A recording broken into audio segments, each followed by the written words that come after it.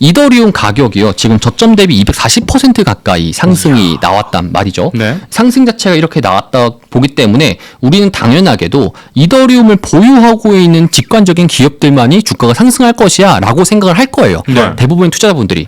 근데 이게 우리 한 번쯤은 좀 짚어봐야 되는 게 비트코인은 정말로 가치가 그렇게 크게 없거든요. 그냥 암호화폐 형식으로 블록체인 기반에 있는 코인이에요. 그러니까 쓸 데가 없다는 거죠. 네트워크 형식으로 그냥 보유량이 정해져 있는 그냥 한정적인 자산인데 이더리움은 좀 달라요. 그러면은 그 이더리움에 대해서 여러분들 공부를 조금 제가 간단하게 가져왔어요. 여러분 좀 이해하기 쉽게. 그래서 그 다음 장표를 보여주시게 된다라면은 52번 장표입니다. 자, 이더리움은 스마트 컨트랙트 형식으로 있는 방식을 가져가지고 이제 이더리움을 좀 하고 있습니다. 이게 뭐냐라면은 비트코인은요, 그냥 생각하면 이런 겁니다. 그냥 고속도로예요. 그 네트워크 기반에 있는 고속도로라고 보시면 좋을 것 같고, 비트코인은. 그러니까 도로가 역할이 뭐냐? 그 여러 가지 자동차들이 이동할 수 있는 교통수단이라고 보시면 좋을 것 같습니다. 근데 그러면은, 그쵸. 그러면 그 인프라 자체가 있다 보니까 그걸 가지고 돈벌이 할 수 있냐? 없어요. 그러면은 자동차들이 많이 다닌다 했었을 때 실제로 톨게이트가 돈을 많이 벌겠죠. 그러겠죠. 톨게이트 자체가 이제 그런 다양한 알트코인을 보시면 좋을 것 같습니다.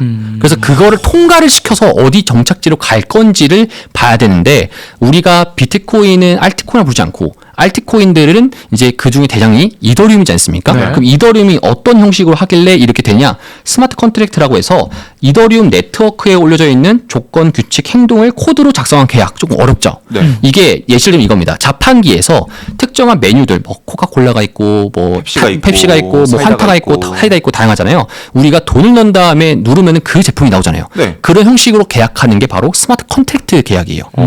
왜냐면은 비트코인은 작업 방식 자체가 블록체인 기반이다 보니까 사용자랑 유저 제외하고서는 아무도 그게 어떤 계약이 이루어지는지 몰라요. 모르죠. 근데 이더리움은 똑같이 블록체인 기반인데 그 계약 자체를 스마트 컨트랙트라고 해서 서로 공유할 수 있는 형식이 돼버려요. 알고리즘을 좀 짜놓는 거군요. 맞습니다. 그렇기 때문에 이걸 가지고 할 수 있는 사업들이 크게 4가지가 정도 있는데요. 디파이도 할 수 있어요. 요거는 유명하죠. 그래서 여러분들이 디파이라는 게 결국 뭐냐? 예금을 가지고 레버리지 수 있는 형식에 나오는 것들이 디파이에서 나오는 거예요. 내가 자산을 가지고 스테이킹을 하면서 그 스테이킹 바탕으로 대출도 할 수 있고요. 예금 그 대출을 하거나 예금을 할 수 있고요. 이런 관련된 형식이 나오는 게 바로 스마트 컨트랙트가 있었기 때문에 그런 겁니다. 그 기업들이 하려고 하는 것도 이 맞습니다. 디파이고. 그렇죠. 네. 그래서 디파이 형식은 현재 지금 이더리움 가지고 거래를 할 수 있게 그냥 그 이제 은행 형식을 만드는 게 디파이인 거고요. 네. NFT 한창 21년도에 많이 들어봤죠. NFT가 결국엔 뭡니까? 토큰. 그렇죠. 토큰 자산으로 해가지고 유일무이한 겁니다. 네. 디지털 나만 가지고 있는 거. 저 디지털 쪼가리인데 그게 디지털 쪽에. 어, 맞죠, 근데? 우주에 하나밖에 없어요. 그 쪼가리가 우주에 하나밖에. 그렇죠. 나를 위해. 그렇다 보니까 그게 이제 어떤 형식이 되냐? 그럼 그 형식이 많은 것들이 다양하잖아요. 뭐 예를 들어서 레오나르도 다빈치의 이제 미술품이라든지 있을 수 있고. 그렇죠. 그럼 아니면은 뭐 딱 그 형식에 있는 그런 것들 기준으로 좀 유명한 것들. 우리 집 옆 동네에 영식이가 그린 그림일 수도 있고. 그렇죠. 그래서 박준석 저도 네. 우주에 하나밖에 없지 않습니까? 그렇죠. 그러니까 그런 것도 NFT인 거예요. 그러니까 이런 형식으로 만들어 가지고 이제 지금 NFT를 소유권에 대해서 서로 간에 교환할 수 있게 만든 것이 바로 NFT가 이더리움 기반에서 나온 거고요. 그다음에 이제 P2E 게임입니다. 이 게임이 중요한 게 뭐냐면은 게임은요. 게임사들이 각자의 재화가 있지 않습니까? 네. 메이플 스토리 같은 경우는 매소가 있고요.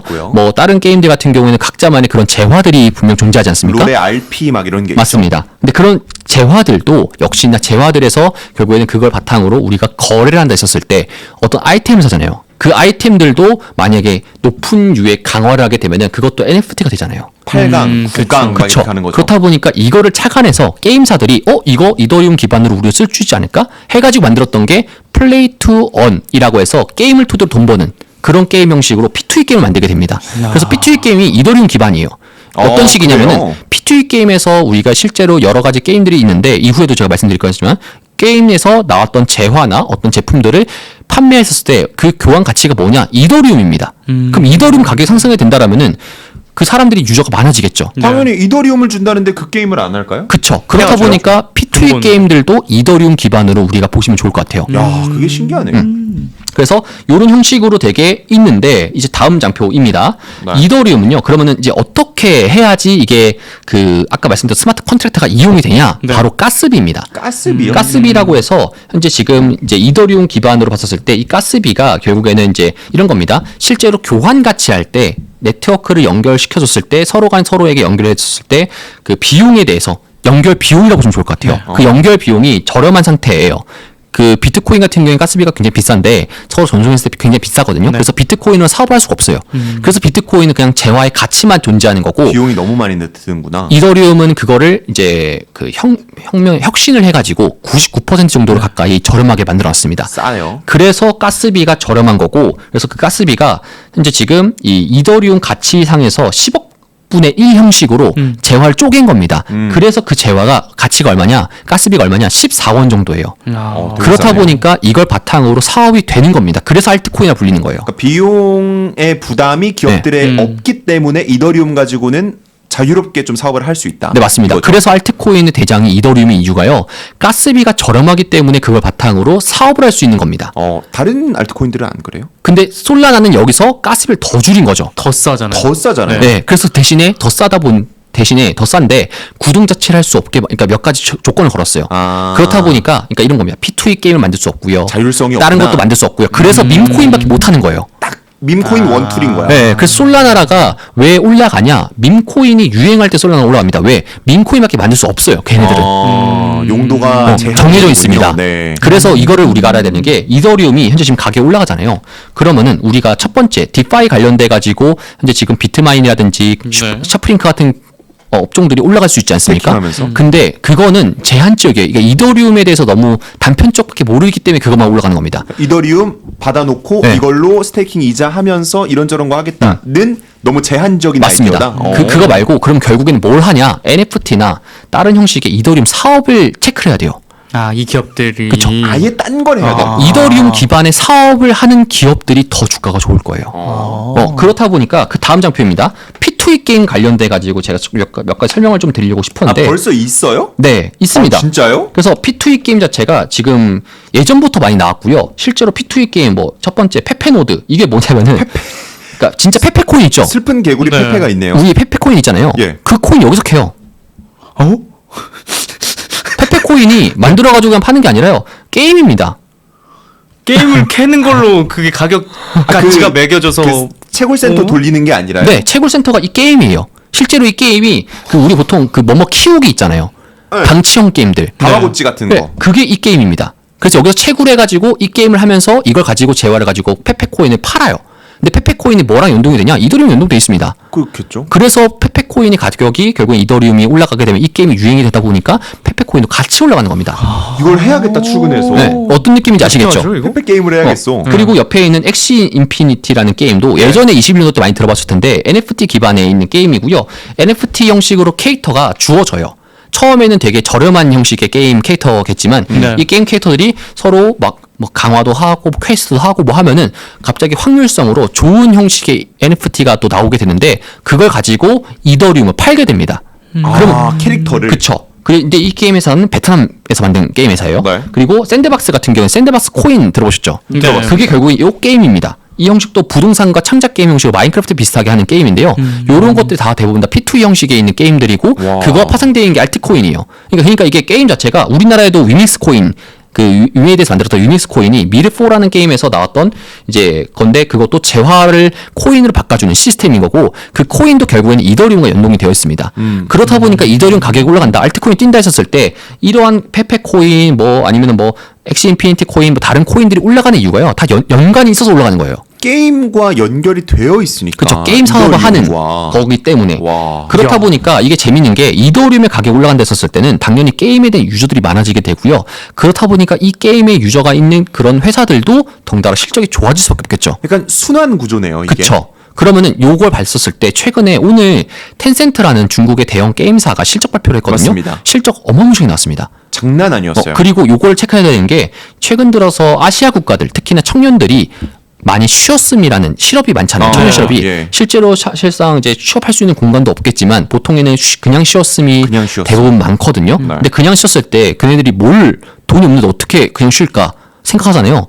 방치형 게임들 이런 게임을 토대로 해서 돈을 법니다. 그러면 지금 이더리움이 많이 상승한 가치가 나왔을 때 당연히 청년 실업 자체가 더 많이 올라갈 수밖에 없겠죠. 왜냐?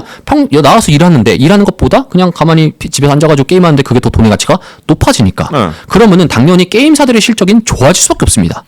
그렇죠. 이해됐죠? 그렇다 보니까 사용자가 늘어나니까. 이더리움이 상승하게 되면은 결국에는 게임사들의 실적은 무궁무진하게 좋아져요. P2E 형식의 게임들이 있으니까 그러면은 우리가 봤었을 때 다음 장표를 보여주게 된다라면은 여기서 이 친구가 나오는군요. 그러니까 P2E 게임이 아니더라도 이게 각종의 모든 게임들은 각자만의 재화가 존재합니다. 네. 근데 P2E 게임의 단점이 뭐냐면은 현재 그 P2E 형식 하다 보니까 이더리움 기반으로 연동이 되어 있으니 이더리움 가격이 올라가지 않는다라면은 그 게임 할 가치가 사라지겠죠. 그러겠죠. 그렇다 보니까 게임사들이 대형 게임사들은 첫 번째로 P2E 형식으로 만들었다가 실패를 했어요. 처음에는 이거 만들다가 중단해버렸습니다. 왜? 이더리움 가격이 빠지면은 사람들이 아무리 재밌는 게임도 안 하기 때문에. 게임이 망해버리는 그쵸. 거야. 그래서 망해버리기 때문에 많은 걸 투입하고 재밌게 하더라도 안 된다라는 걸 알고 있어가지고 그 등장 이후가 나왔던 게 페페코인 형식으로 방청 게임이 만들어진 거예요. 그래서 최근에 방청 게임이 되게 많아졌잖아요. 네. 그게 다 이런 이슈거든요. 그러면은 이게 지금 현재 대형 게임사들이 어떤 형식으로 하느냐를 보게 된다라면은 스테이블 코인 하게 됩니다. 아, 거기서 스테이블 코인이 나오는군요. 그쵸. 그러니까 이제 P2E 게임은 이전에 1세대 방식이었고 스테이블 코인 기반으로 2세대 방식으로 게임을 만들기 시작해요. 달러 기반이니까 안정적이라는 거죠. 그쵸. 그래서 2세대 방식을 시작하는데 결국엔 그것도 이더리움을 살 수밖에 없어요. 왜요? 이더리움을 사가지고 스테이블 코인을 담보로 해야 되니까 그러니까 이게 결국에는 비트코인을 담보로 해서 게임을 만들 수가 없잖아요. 네. 너무 비효율적이니까. 그쵸. 근데 비트코인이 스테이블 코인 되잖아요. 근데 그럼 이더리움도 결국에는 이더리움 기반으로 스테이블 코인을 만들 수가 있어요. 그러니까 그렇죠. 결국엔 이더리움으로 파생된 사업들이 P2E가 있지만 그렇게 다이렉트로 하는 게 아니라 이더리움을 가지고 예치한 다음에 그걸 바탕으로 스테이블 코인을 만들어서 자체 게임의 재화를 살려주겠다는 겁니다. 예. 그러니까 이게 한 번 단계가 더 나온 거예요. 그렇다 보니까 이더리움의 변동성이 생기더라도 그 게임의 가치는 그 가치가 연동이 되지 않는다라고 볼 수 있어요. 되네요. 맞습니다. 네. 대신에 요 관련돼 가지고 우리가 보는 게 이런 게임 이후로 나왔을 때 이런 것들이 나오는 겁니다. 로블록스도 자체에 있는 이 로블록스에 있는 로블이라는 재화가 있거든요. 그 재화가 결국에는 이 게임에서는 스테이블 코인 형식이잖아요. 네. 그래서 최근 들어서 뭐 유즈맵 같은 거 있잖아요. 로블록스도 그냥 자체 로블록스가 아니라 그 자체적으로 봤을 때 유저들이 만들어가지고 그런 게임 만들게 되면은 그 게임을 네. 가지고 실제로 올렸었을 때 돈을 벌 수 있게 하는 커스텀 맵 이런 거죠. 그쵸. 그것들이 활성화되는 게 바로 스테이블 코인 때문에 되는 거예요. 와. 그러니까 그래서 게임사들이 아마 이런 게임들이 되게 많아질 겁니다. 앞으로 우리 보게 되면은 특히나 우리나라 기준으로 뭐 넥슨에서 메이플 스토리라고 해서 옛날 메이플 스토리 랜드라고 옛매. 그렇죠. 그리고 바람의 나라도 옛날 바람의 나라라는 네, 게임들이 많이 최근 들어서 했어요, 많이 저. 나오고 있어요. 네, 회사에서 나오고 있는 했어요. 이유가요. 제작사들이 결국에는 그 게임 자체가 그런 게임사들이 한창 스테이블 코인, 그러니까 코인들 많이 샀어요. 그렇다 보니까 그 코인을 기반으로 스테이블 코인을 만들게 되는 거고 그걸 바탕으로 게임 제작사들에게 이더리움을 나눠주는 겁니다. 그런 식으로. 그러면은 지금 현재 게임사들이 앞으로도 더 다양한 게임들을 만들 수 있는 요인 자체가 나오는 게 이더리움 가격이 올라가게 된다라면은 게임사들은 결국에는 그 화폐 구조를 받게 되다 보니까 코인을 받게 되다 보니까 그걸 바탕으로 게임 자체가 더욱더 많이 재밌는 게임이 나올 수밖에 없는 거예요. 그러겠죠. 그리고 유저들도 더 많이 참여할 수밖에 없는 되는 거고. 코인을 준다니까. 그렇죠. 그렇다 보니까 그런 형식이 되다 보니까 게임사들이 이더리움 가격이 올라간다? 게임사들은 좋아질 수밖에 없습니다. 결론적으로는. 네. 그렇다 보니까 우리가 지금 샤프링크라든지 비트마인 같은 형식의 1차원적인 디파이 형식에 있는 회사들도 물론 좋겠지만 네. 그게 아니라 뭐 로블록스라든지 아니면 TTW 같은 형식에 있는 게임들을 게임들. 우리가 좀 체크를 해보는 게 조금 더 현명할 수 있는 방법이다라고 여러분들 말씀드릴 수 있겠습니다. 그렇습니다. 로블록스가 확실히 좀 좋아 보이네요. 왜냐하면 네. 로블록스는 커스텀이 굉장히 자유로운 게임이기 때문에 네. 이러한 코인 기반의 이더리움 기반의 P2E 게임을 만드는데도 훨씬 더 자유롭지 않을까라는 네. 생각이 들어요. 그리고 실제로 이 P2E 게임 형식에 있는 기반들이 사실상 앞으로도 좋아질 수밖에 없는 게 글로벌적으로 임금 격차가 많이 나지 않습니까? 근데 그렇죠. 결국에는 이 게임은 가격이 똑같아요. 모든 재화가 글로벌이 있으니까, 그렇죠. 그러니까 글로벌 서버라고 하면은 글로벌 가격의 시세가 비슷비슷하지 않습니까? 게임사가 정해주기 때문에 유저들이 정하는 거고 그렇다 보니까 예컨대 이런 게 있습니다. 베트남 같은 경우에는 한 달 기준 대학 대졸 기준으로 월급 기준으로 원화로 80만 원 정도 받아요. 원화로 봤었을 때. 적게 받아. 그쵸, 많이 적죠. 근데 우리나라 많이 받잖아요. 그렇다 보니까 베트남 사람들이 우리나라에 와가지고 일을 많이 하지 않습니까? 네. 근데 그게 아니라 게임 내에서 보면은 게임에서 볼 수 있는 가치는 더 클 수 있지 않습니까? 네. 그러니까 일을 안 하는 겁니다. 자국에서. 노동하지 않고 일을 안 하고 그런 게임을 토대로 해서 버는 그 P2E 형식이 많아지는 거고요. 중국도 마찬가지고요. 그러니까 임금 격차가 많이 나는 사람들의 국가들이 상에서는 그런 형식의 P2E 게임들이 인기가 될 수밖에 없어요. 특히나 이더리움이 상승이 나온다라면 더더욱이나 그 가격들도 벌 수 있는 금액들이 올라가기 때문에 더욱더 실업 자체가 더욱더 많아질 수밖에 없는 거고 근데 그게 결국에는 게임사에 있는 유저로서 활동할 수밖에 없기 때문에 이더리움이 가격 상승한다? 게임사들의 실적이 무궁무진하게 좋아질 수밖에 없다라고 좀 보시면 좋을 것 같습니다.